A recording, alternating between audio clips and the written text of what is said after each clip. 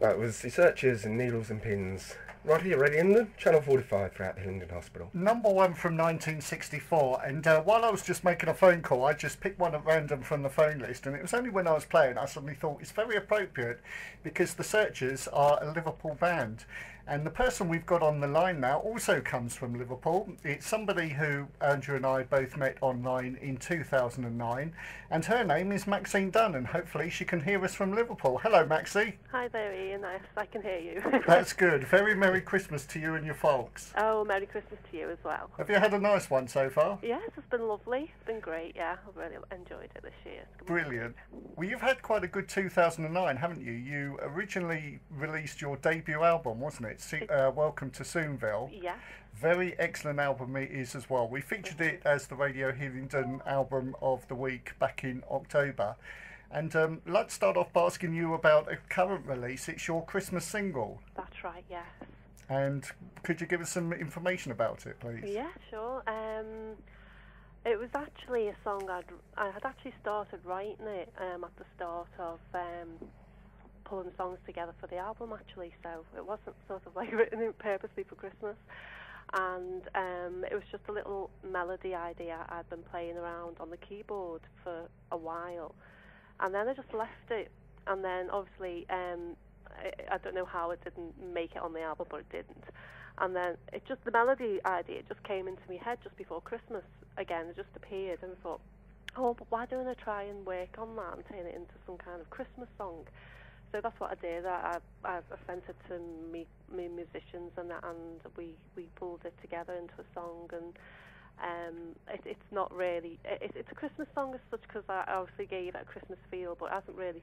It's not a typically song about Christmas, if you know what I mean. It's like it's about forgiveness and putting things behind you and moving on. And if you have the chance to fix things with people, you would do. So it's got a nice message, although it's not about Christmas. How long did it actually take you to actually put the single together from first having that idea? Because like I say, Welcome to Soonville was released back in August, wasn't it? Welcome to Soonville was released in October. Right. We started recording that in January. Initially pulled my first musicians together, Coke and Roke from Spain, together in January, and then I came across Pete in about the March. So although Pete did most of the album, so it was like a 10-month period in recording, and obviously getting everything else together, like the artwork, CD sleeve and stuff like that, and photographers and everything. So that was a 10-month period. But the Christmas song we probably recorded over a 2-week period, so it was quite quickly, really. Right. Well, I'll tell you what we do. We'll play that Christmas single now, which is called Will You Forgive Me? And we'll come back and speak to you about the album Welcome to Soonville. This is Maxie Dunn.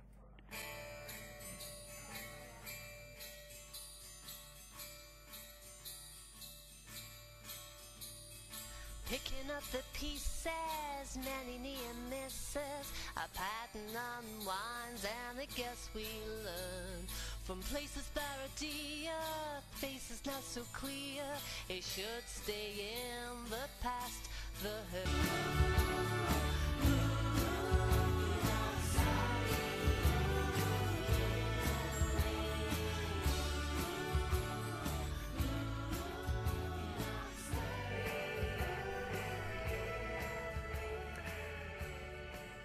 It's the Christmas single by Maxie Dunn, Will You Forgive Me? And we're speaking to Maxie live in Liverpool at this moment. Hiya, Maxie. Hi, Ian. Like we were saying, it's been a fantastic year for you. You released your debut single, Welcome to Soonville, and quite a few of the songs are very personal to you, aren't they? Yes. Quite personal, yeah. They're quite emotional, really, about breakups of relationships and feelings felt afterwards and stuff. So it was quite a very dark time for myself, and it was a good sort of therapeutic way of trying to get all those demons out by making this album. So yeah. Because I know when I listen to some albums and you listen to songs, you do sometimes, or I think to myself, are these really based on personal experiences? But yours are. And certainly I found when you're listening to the album, you can more or less almost not quite be in that person's mind, but you can almost experience what they're going through with them. Is that what you were trying to get across? Yes, I mean, I think that hopefully that, you know, people will be able to relate to it. You know, that's what I think as a songwriter, that's what I'd like, is that people can relate to my songs and put themselves in that position, or have been there. I'm sure they have. I mean, I'm not the first person to have a broken heart, as we say.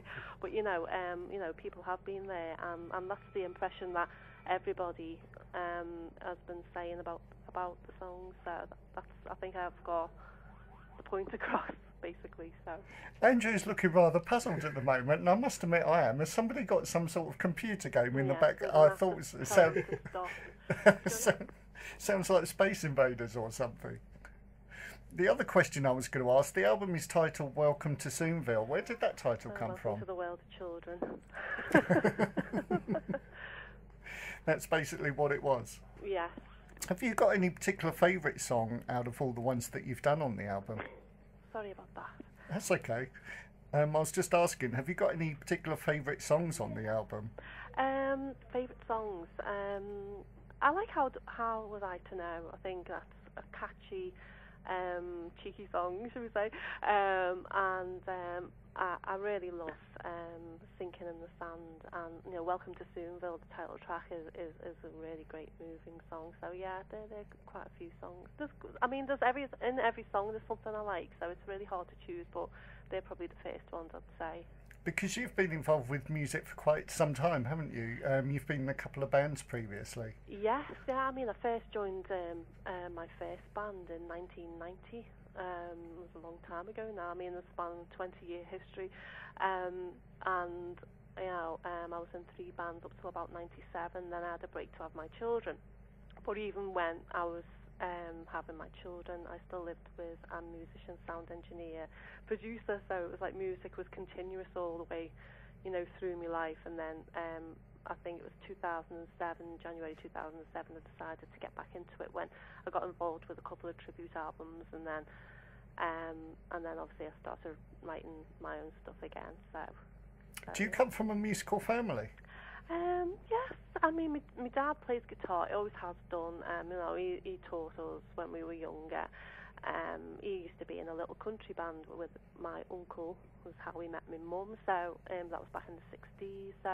So yeah, it was musical, and there was always music around, and you know, singing and stuff. So, and you know, we were all really heavily into listening to music as growing up as well.